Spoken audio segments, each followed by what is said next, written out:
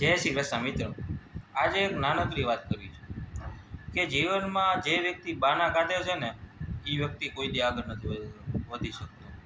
કારણ કે જે કરવાવાળા હોય ને એને ખ્યાલ આવી ગયો હોય કે જે પણ કરું છું ને મારા હાથે કરું છું.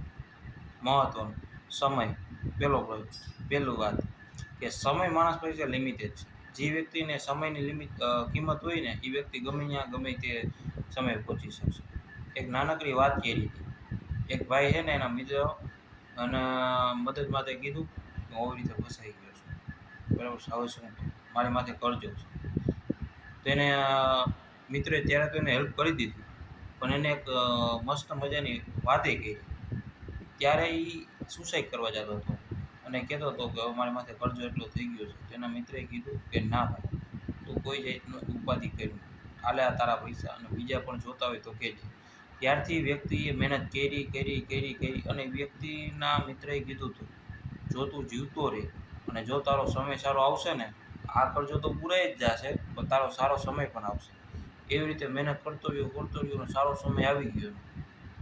કહેવાનો મતલબ કે સમય જો તમારો કરતાં કંઈ વાર નથી લાગતો, રંગમાંથી રાજા બનતા કંઈ વાર નથી. કર્મ કરતું રહેવું પડે, જીવતું રહેવું પડે એના માટે, સારો સમય જોવા માટે.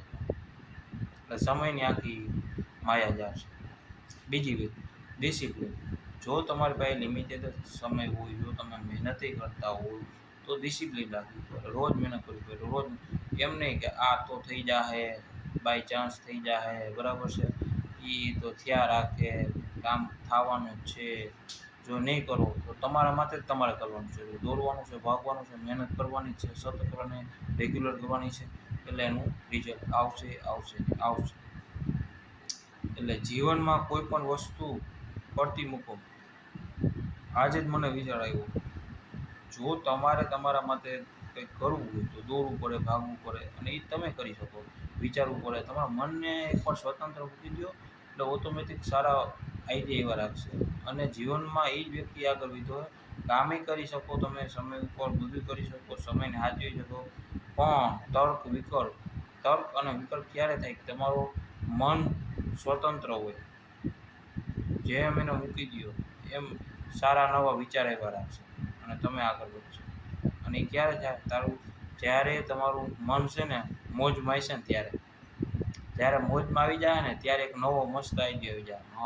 હવે આમ અહીંથી આમ થાય, સ્વતંત્ર રાખો. જય શ્રી કૃષ્ણ.